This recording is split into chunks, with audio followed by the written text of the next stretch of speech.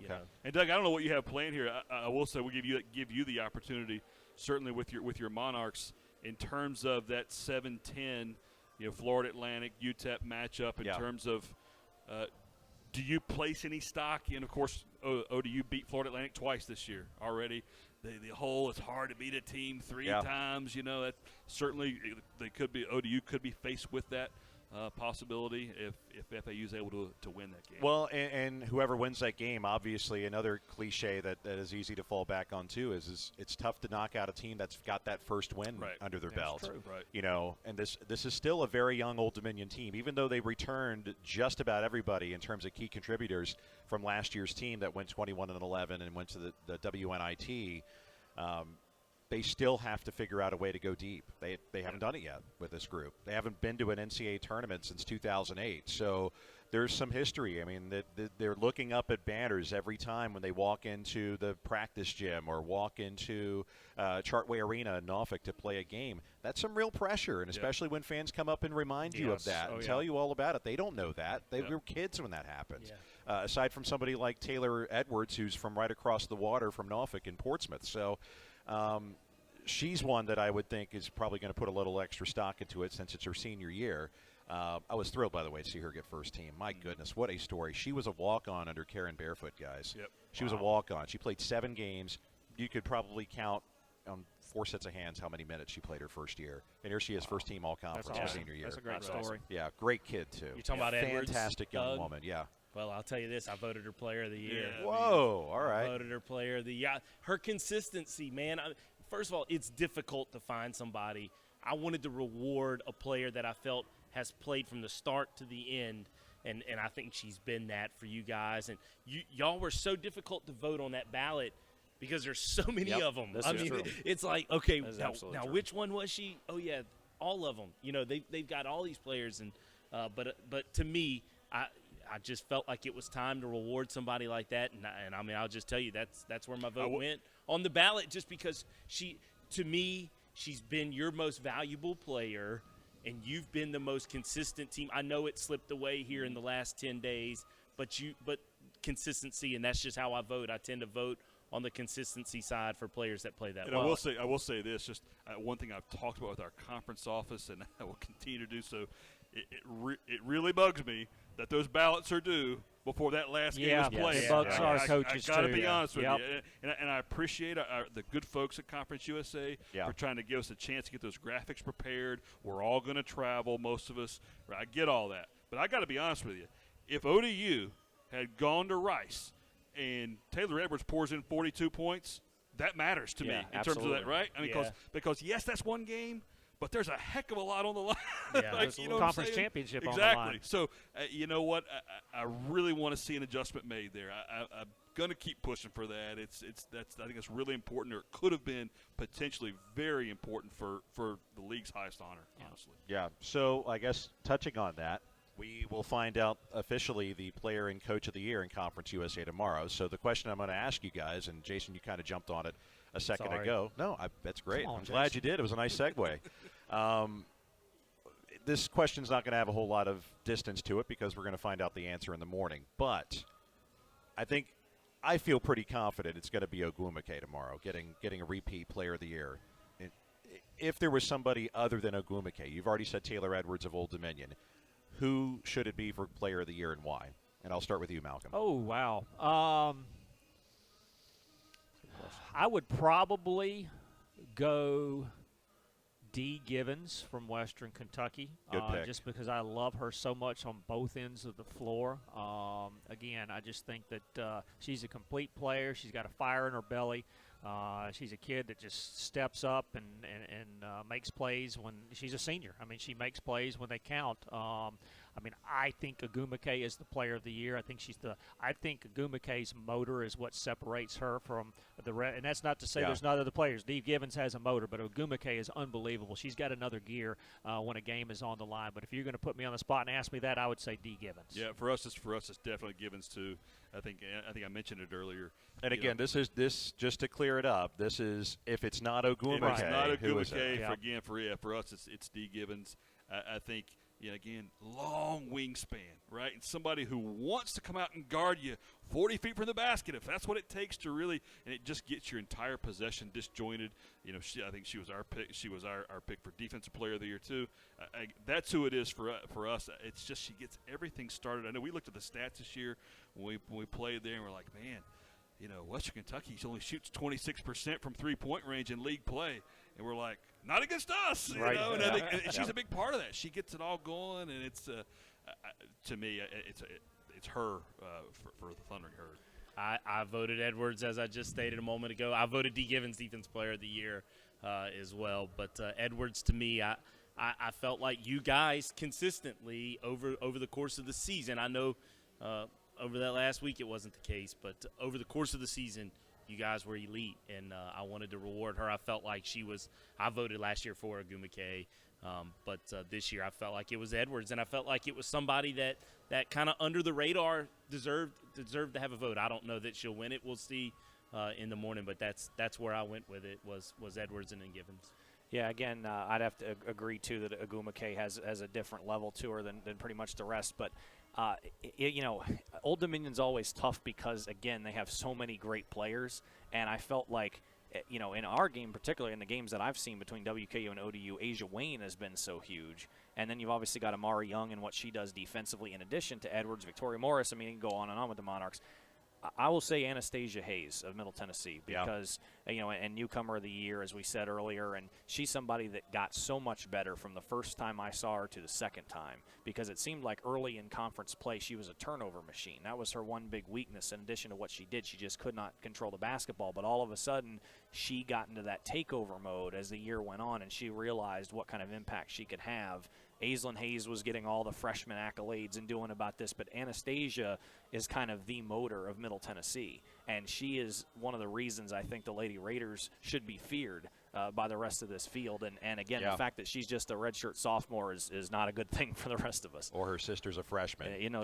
That's Yeah. crazy. That's crazy. Sister may be better, and I've been told they have a younger sister that's even better. That's what I think she's going to a place in South Bend, I believe.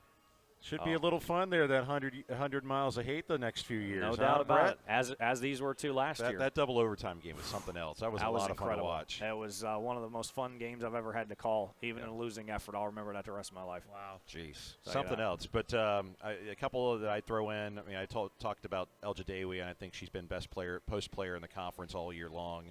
The other one, Jade Phillips of Charlotte. I mean, again, you can't discount her ability to be able to take a game over as well.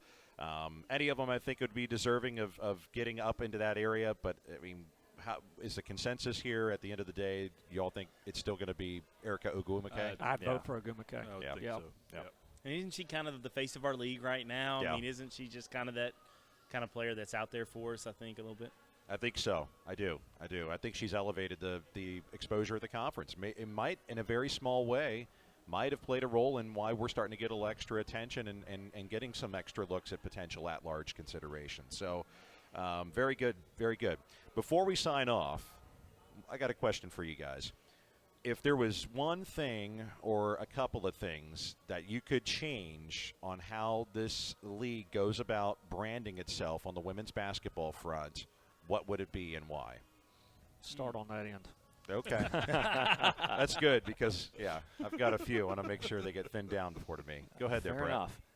Well, I think, first of all, and I think this is ultimately the goal of what we're trying to do, is for the general public to realize what a great women's basketball league this is. Yep. Because, as we said earlier, first of all, you've got La Tech, WKU, and ODU, three of the winningest programs in the country here. You've got great coaches in this league. You've got a lot of deep teams. You've got a lot of teams that, as I believe you mentioned earlier, Jason, the travel that's associated with this league and the need to find a way to win games, making these road swings Thursday night to Saturday, playing in less than 48 hours. I mean, the schedule never does anybody any favors. No. And to find ways to do that, and the fact that, again, this year in particular, that all these games are so much more competitive than they've been, and there's just – there's something to be tapped into here. And I do really hope that the NCAA Tournament Selection Committee will realize that and reward somebody. You know, if let's say ODU WKU play in a semifinals. If ODU wins that game and Rice wins a championship and it turns out to be ODU instead of WKU in the NCAA tournament, obviously I'm going to be disappointed, but at the same time I'm going to be really excited that ODU made it in. I hope that's what happens, that 2 teams, even 3 teams obviously find a way to get in. But people need to find a way to take notice, and I don't know enough to know, to be quite honest, how to best go about doing that. But it starts, and credit to you, Doug, for getting us together like this, because we all see it each and every day. And however we have an opportunity to get that out to people in whatever forum, then we should take advantage of it. So thank you for that. Well, and I was going to say, I'll spin off of that exactly. What I hope you ask kind of the question of, like, what do we maybe need to do different? I don't know that that's probably above my pay grade to answer, but I'll answer it in this form. I think you guys right there up at the top, getting noticed by ESPN.com bracketology, that somebody somewhere out there is recognizing the level of play. What I hope happens is that's rewarded, and I think that in turn will open the eyes around the country to the quality of depth. I mean, think about some of the wins from total number of wins from a coach's standpoint. Jim Jaber, Tina Langley now. Joy Lee McNellis is 8 away from 500. That's right. Jim Jaber has 500. Rick Insel, what's he got, 1,000? I don't know. Yeah, if you include high school, yeah. Yeah, I mean, if it's unbelievable how many wins he's got. So we've got the talent from the coach's standpoint. Kevin Baker as well. I think you guys are doing it. Not to say that I'm certainly not pulling for Southern Miss, because we all know I'm hoping we play well at this thing. Sure. But what I really hope to happen out of the Star is that around the country, good is recognized. Yes. And ODU, WKU, Middle, Rice, UAB, Charlotte, those teams deserve some notoriety for what you guys have battled up there at the top, and I hope it's rewarded. And to me, that'll help expose our brand of Conference USA women's basketball, in that we've got programs here that care. Look, nobody cares about women's basketball more than our 12 seed in this tournament, than Louisiana Tech. They love their Lady Techsters in Ruston, Louisiana, and that should speak to that in the level of this league. And I hope 3 teams can get in, and that takes notice. That's why I was punching it to you a couple of weeks ago on Twitter. I was hoping that would be the case for us, and I'm still pulling for that. Hope so too. One thing, Doug, that and I'm just speaking for me. And Malcolm and I kind of work on we work on the administrative side as well. Right.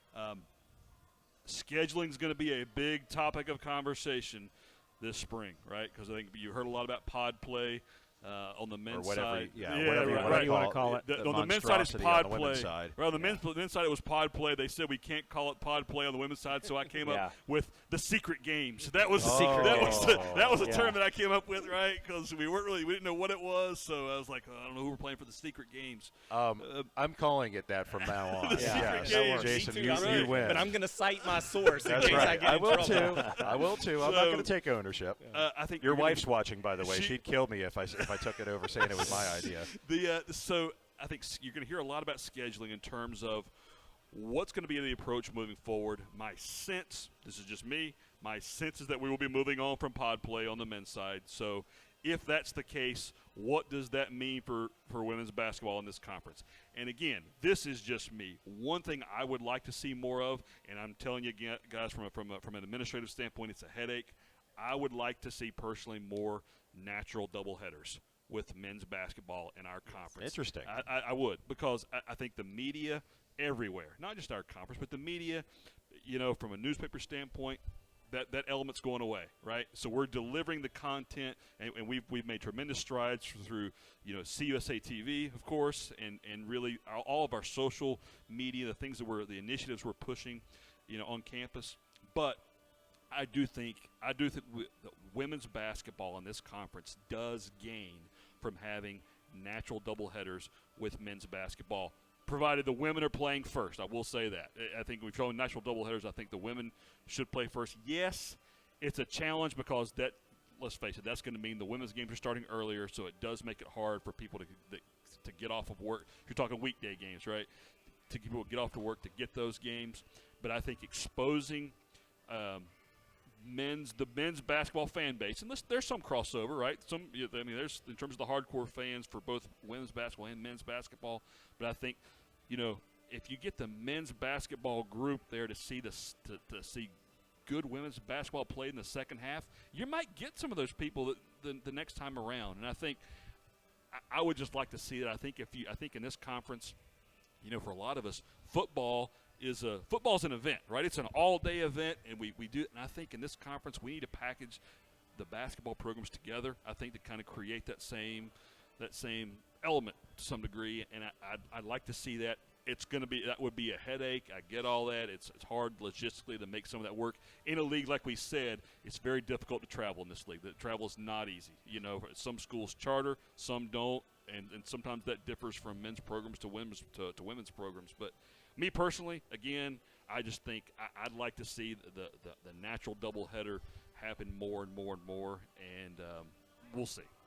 If you're going to do that, again, the dilemma it causes is on weekday games, right? Weekday absolutely. games. I can't remember if it was Conference USA early when we joined or if it was our last year or two in the WAC, but we had a lot of doubleheaders. And when you have a doubleheader on a weekday, we want to start our women at no earlier than 6 o'clock because we got a lot of people that are driving in from Shreveport and places like that. And if you start the women at 6, your men aren't tipping until 8:30 on a weeknight. And that's hard. And hard. families, you're not going to keep your kid out of school. So that's the one dilemma. Yeah. But having said that, if you're going to do the natural doubleheaders, they need to make sure that they do it where when Louisiana Tech goes to Marshall, it's both the men and the women going to Marshall. Because what it gives you an opportunity to do possibly is charter a lot more. I mean, you can instead of buying, what would it be, 50 tickets on a commercial flight for both teams to go to Huntington and then go from Huntington to wherever, you charter. So that might help that situation. So anyhow, just piggybacking off of that.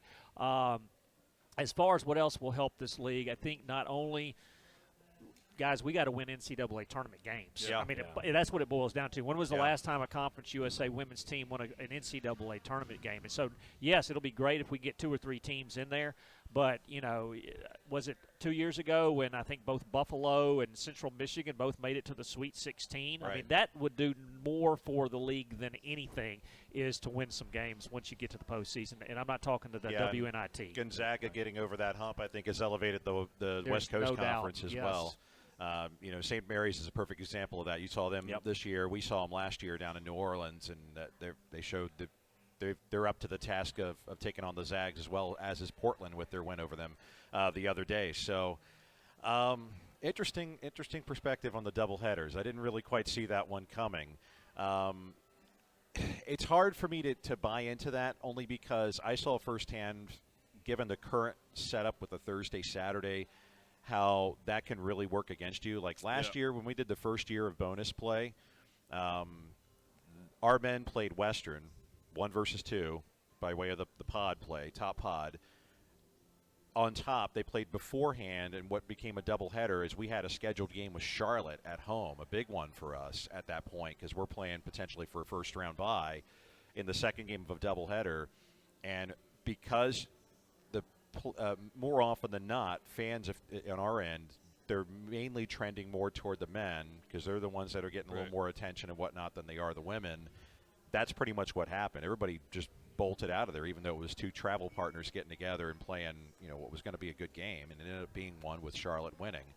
But it also put me in a real bad position too because I felt like I was having to market against our men's program. Yeah. I think that's a I think that's a big problem that Conference USA. I don't think they really pick up on the fact that we're cannibalizing ourselves in our programs. Our we're having to compete with our men's programs for attention within our own university.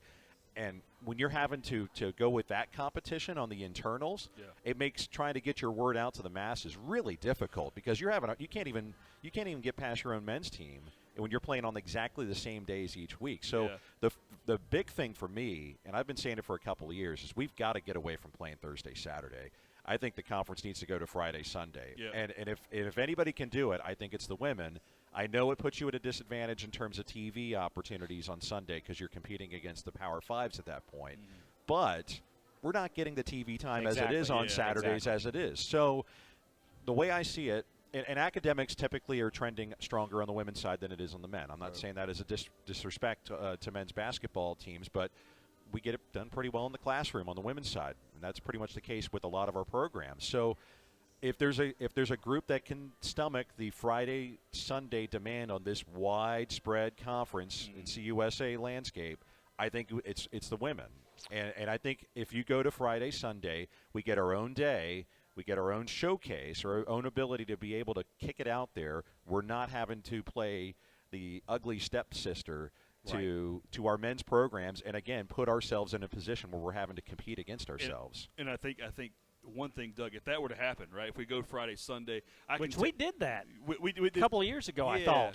Because what we ran into, I'm sorry to interrupt you, what we ran into was the problem we had with it is there would be a lot of those weeks where both teams were at home. Yeah. And so you would have home games Thursday, Friday, Saturday, and Sunday. And I don't know about y'all's fan bases, and a lot of times you're talking about two different fan bases, but there is a lot of crossover at the same time. 4 home games in a row, you're not going to get your average fan to come 4 nights in a row. Right. Yeah. And again, having been in the conference now 9 years, and of course Southern Miss was too, I can remember you guys were not in the league at this point. We used to play Wednesday, Saturday. We sure did. We played Wednesday, Saturday. That was when we had Houston and East Carolina and Tulsa and all those UCF and all those guys. Tulane. And that was hard from a missed class time, standpoint. You're talking Wednesday, Saturday. Your kids would get home late on Wednesday, and so you're asking we to go saw to, that the first year when we were in the league. Exactly. Yeah, you're telling them, guys, you got to get to class on Thursday. But, I mean, come on, you're getting home at 3 a.m. I get all that. Which I will say this, okay, if we're going to go to Friday, Sunday, I would like to see us league-wide, okay, commit to chartering back. I think you have to charter back. If you don't want to charter Friday, I get all that. But if you're going to play Sunday, even Sunday at 1 o'clock, you charter back everybody. Men's and women's programs charter back on Sunday. And if you're not going to do that, I think you maybe have to go the baseball route and play along with the airlines and make it a priority to you're scheduling your games around your teams getting back that Sunday night, so you're in the classroom on Monday. And would it be that's what our something to have a programs drop-dead do. time in a basketball game? Sorry, there's 5 minutes left in the fourth. We got to go. But, I mean, unlike baseball, where there's no time on it, you're right. There is some finality with basketball that you the odds of you running into that situation where you're missing a flight's not as strong. Yeah, I think again, it just goes back to travel with that. Really, I can tell you, Doug, when Marshall plays at ODU, we've made that flight. We made it a flight a couple of times, and I told Tony, I said, because we would, obviously you guys know it's hard to fly direct from Huntington or to Huntington, right? That's not breaking news here, right? Yeah. So for us, when we go to Old Dominion, we're going through Charlotte and then going Charlotte to Norfolk, right? I thought you guys were a United hub in Huntington. No. Tri-state area? I mean, come on. And so we would have delays in Charlotte. And so by the time, even if your flight, for that scenario, even if your flights are on time, by the time you get there, it's almost a wash. So I told Tony, I'm like, just save that money, man. Let's just drive. And then it's a long drive. Yes. Right? So we do it. That's how we do it. Exactly. So I just think I like on the surface here, just thinking through it, I like the idea of Friday, Sunday. I just think that's the one thing I would say has to happen. And I think again, from a missed class time standpoint, you don't want people missing Mondays, right? I mean, we go through this with baseball, softball. They miss more than anybody, it seems like. But I just think that's something that I'd like to see kind of put in there. And there's one other, I think, simpler fix if they're not willing to take any of these steps. And I like a lot of these steps. I think any of these would significantly help. But they could even, if they want to keep everything mostly status quo, shift off the mirrored scheduling a little bit. Because I know, for example, our fans always get upset during the Middle Tennessee games because since they're not our travel partner, we're playing them on the same day. Right. And so being that it is, of course, just 100 miles between the campuses, our fans can go both directions and be at, and I know that we've got a lot of fans that want to go down to Murfreesboro and see the Lady Toppers play the Lady Raiders, and instead, even when they're home, all of a sudden we lose some of our men's fans who are going down the road and doing the same thing, or vice versa. When they're home, we're not making a trip. So now that also is due to the fact that our arch rival is not our travel partner. So that is perhaps a unique situation. But at the same time, I think, even in the weeks when it's WKU and Marshall, there's usually one time where it overlaps. Mm-hmm. And then the other time when the men's do whatever they do on that other scheduling, that could be avoided as well. And that's not even something that really, I mean, I don't even understand. I guess in theory they want to say, okay, you're going to play the same team in the same place, but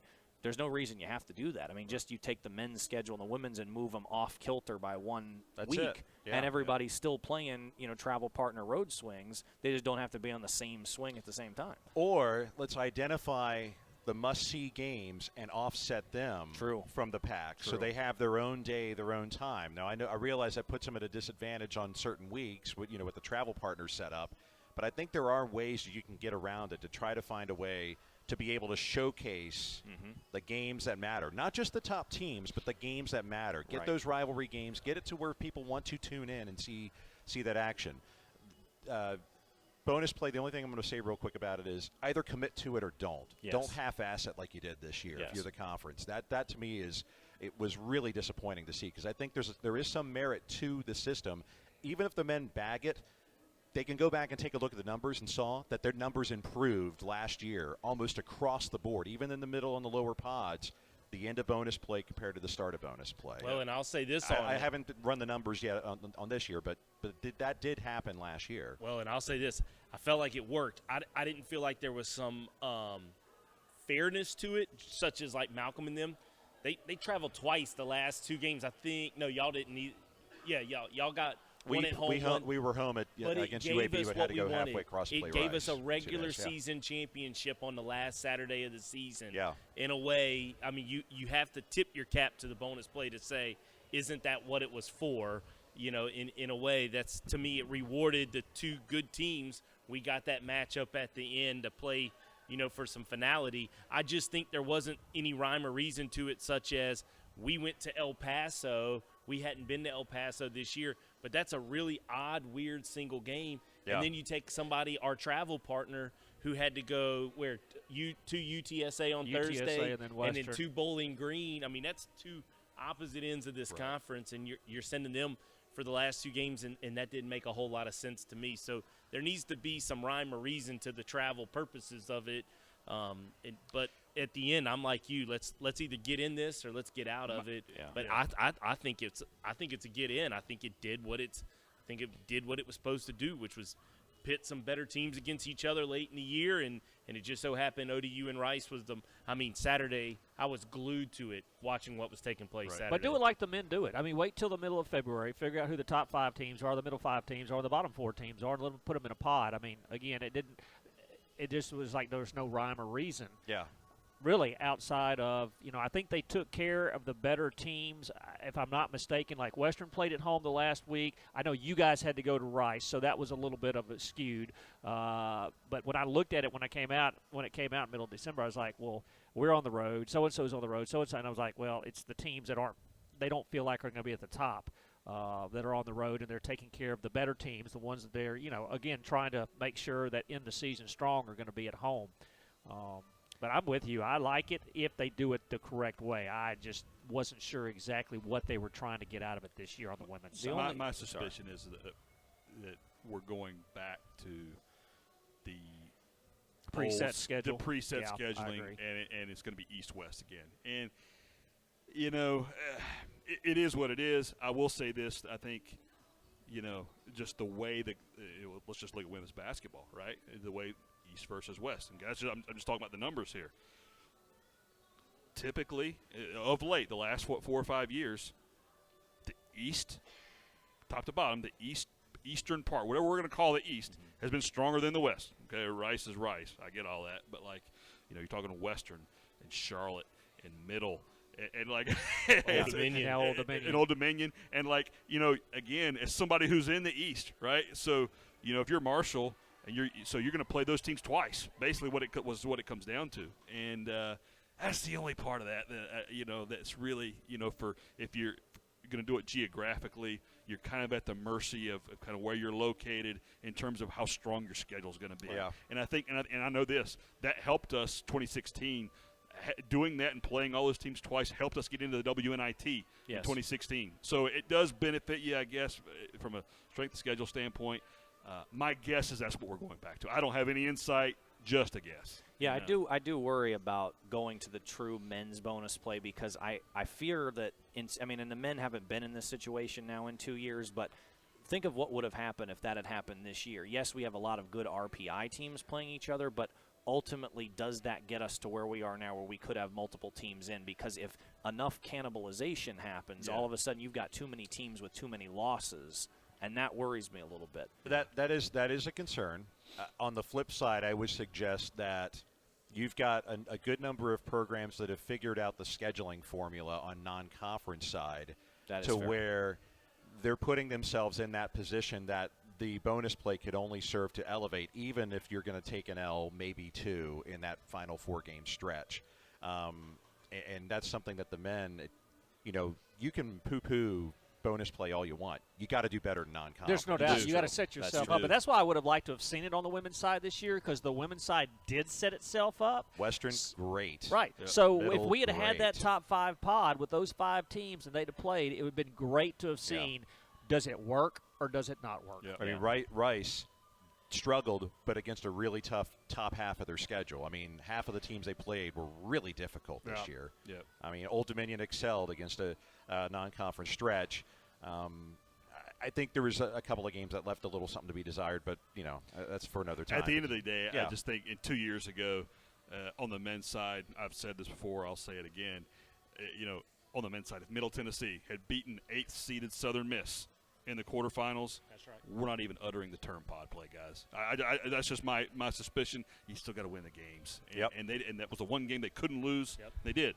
And so that was a bit of a seminal moment. That happened the first year in that building. And you know what? And you know who won the tournament that year? The Thundering Herd. So, it benefited us. But I think – and you won an NCAA tournament game. Won the NCAA tournament game, which is what, to your point, Malcolm, you gotta be able in our conference, men's and women's, by the way. And our men have done that. The men have done Our men have done that. To really break through. I was fortunate to be at Marist College in 2007. And our women's program made the Sweet 16. And I'm telling you guys, I've been doing this. Malcolm and I have been doing this for a long time. A lot of bowl games and so forth. The most fun I ever had was with Marist College in 2007. We made the Sweet 16. And again, at that point, and it's still to this day, you don't see a lot of upsets on the women's side in the NCAA tournament, right? The parity's not there. Exactly. And so, Bowling Green made it that year too, from the MAC. Yeah. And I just think that's the most fun, almost the most fun I've ever had in the postseason with any team. And I'm telling you, we got to play Tennessee. We got to play Candace Parker on ESPN. And she still, by the way, she still hasn't missed in that game. We lost by I think 21-19, 21. But it was, I know for that program, you're talking about a private school in New York, 4,000 students. I mean, that was a college-changing moment for them. I mean, they've really that was a springboard to them for that program for the next 15 years. And back to Malcolm's point, getting there is one thing, but I think for us to take where you started this conversation, Doug, for us to take that next step, it's got to happen. We do have to get some success in the big tournaments. I agree. I'll say this. If they'll put you 2 gals in this dance, if they'll let you 2 boys dance in a couple weeks, if they'll put you a 12 seed or higher, 12 to 8, I'll pick you. I feel like you 2 guys have got the teams, and I'm assuming Rice is in this as well. Yeah. I would tell you, I think y'all got the firepower to do it. I just hope y'all get it done. And what I really hope is I hope you get the shot. I do too. I do too. That, I'm not saying that just from a selfish standpoint on Old Dominion side, but I think that from a conference standpoint, we've had some close calls that, quite frankly, weren't fair. I thought 2014 Southern Miss should have gotten into the NCAA tournament. They had the resume. Their RPI was there. They had a marquee player in Faulkner. Yes, really good team, real good team. They got left on the side and proved that was a mistake. Them and UTEP, for that matter, as deep as they went into the WNIT that year. 16 as well. UTEP, top 25 team toward the end stages. Yes, they shot themselves in the foot with the loss at UTSA, and yes, they lost to Old Dominion in that semifinal round. But I thought Keith Adams' team had a resume that was built to go to the NCAA tournament. They got left out. Middle's had some good teams that have kind of been looked over as well that didn't make the tournament under Rick Insell after that long stretch between the Sun Belt and Conference USA. So, yeah, I really do hope this is the year. But, again, there's some cautionary tales that may lead me to suggest you better get it done about 100 yards behind us right here, or else you're putting it in the committee's hands And that could be a little bit scary if they haven't been paying attention to you. Right. Well, you can't all win it. I mean, you can't all. Somebody's got to win it over there Saturday. As we wrap it up, and I've always been, I've kind of gotten into podcast here in the last few months, and it's always funny listening to the good ones. They go, man, I can't believe we've talked for this long as we wrap it up. We've been on here for a little over 2 hours now, guys. Yep. A lot of hot air. So you got that right. So as we wrap it up, real simply, who's going to win this thing? Oh. Boy, oh boy. Gosh. Well, I'll say this. I'll start. I think Rice is certainly on top, and they should be. And I'm not just saying this, Doug, because this is your show, quite literally. No, it's okay. But Old Dominion, guys. I'll be honest with you. When we're looking at that all conference ballot and whatnot, we're looking at who we're going to vote for and who should we vote for, and like we were talking about all those players, and you're like, well, guys, we haven't even talked about their leading scorer. Victoria Morris was still their leading scorer. I mean, she was, and I think Edwards now they're both 11.8, I think, something like that. Right. But like. Tay's been the consistent one, which again, that's why I was really happy to see her first team. She double figures all but 2 games. Vicky's kind of been up and down, but when she's up, she is up. She had 7 points the last minute at Rice. That gets lost because she had the ball, kind of lost a handle of it toward the end, and they couldn't get a shot off to try to tie the game against the Owls. Yeah, I just think she had 7 points in the final minutes. Part of that was a 4-point play to tie it. Have y'all two been able to duck this question? Have neither one of y'all gone on record? Who's winning it? Well, no, I'll say Old Dominion is my pick. Old Dominion is I'm getting there because I was going to say I just think yes, Rice is on top. Old Dominion, I think, is just deep. I think you have to have depth where we were about an hour and a half ago, I guess. You have to have depth. I think Old Dominion has that.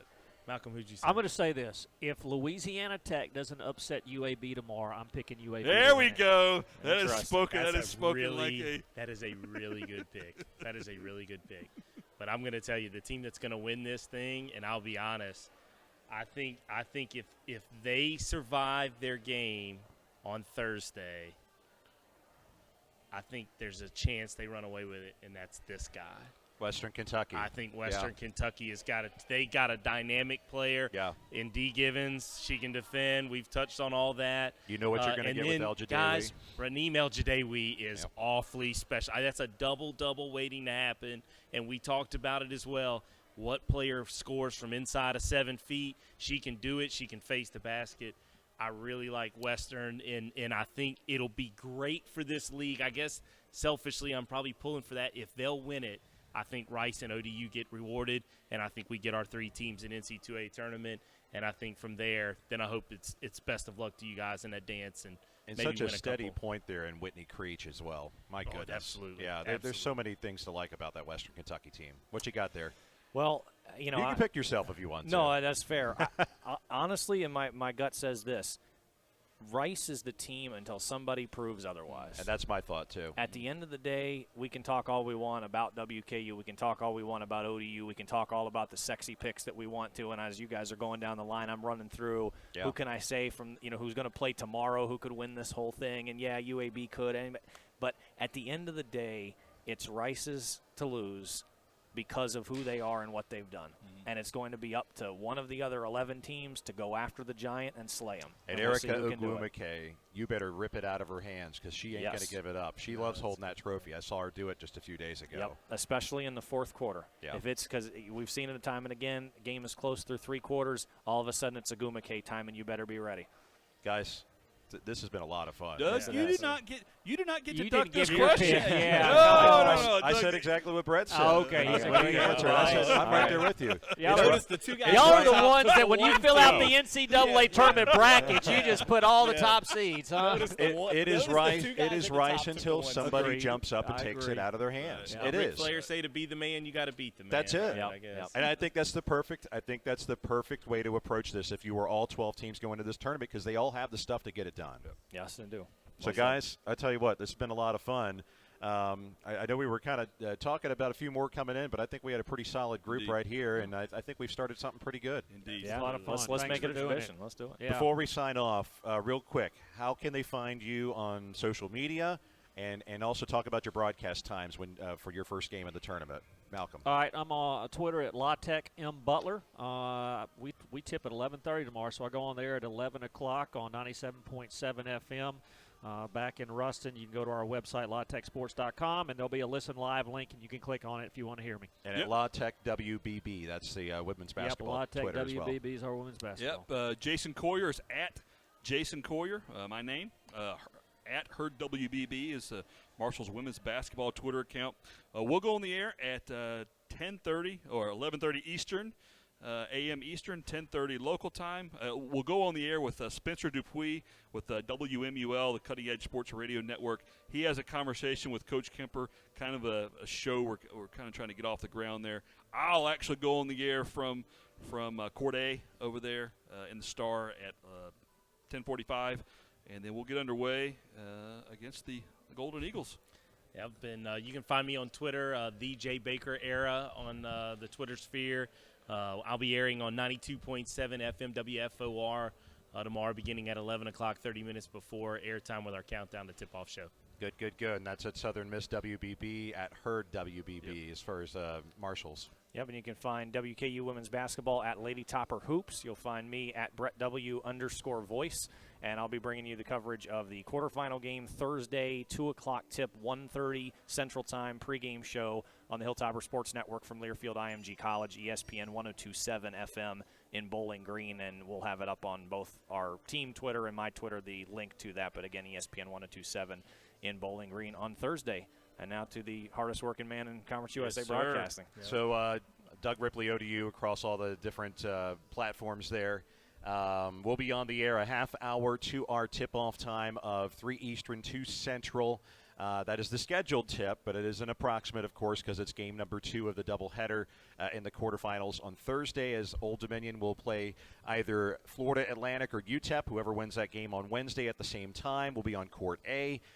So we'll be on a half hour before, or a little longer, depending on how the first game goes in that quarterfinal with yours truly and Susan Montgomery. ESPN Radio 94.1 is the flagship home of the ODU Sports Radio Network. You can listen to that live on ESPNRadio941.com in addition to WVSP-FM in the 757. So, guys, again, thank you so much for taking a couple hours here. It's been a real privilege, and really best wishes to you, not only your teams, but to each of you all, and really appreciate all that you guys do as well to promote your teams and also to promote Conference USA women's basketball. Thanks, Doug. It was a lot of fun. Thanks. Absolutely. Thanks for putting it together. Yep. No problem. Guys, hope you all enjoyed it. We'll see you over here, Ford Center at the Star, starting tomorrow morning. Thanks for joining us.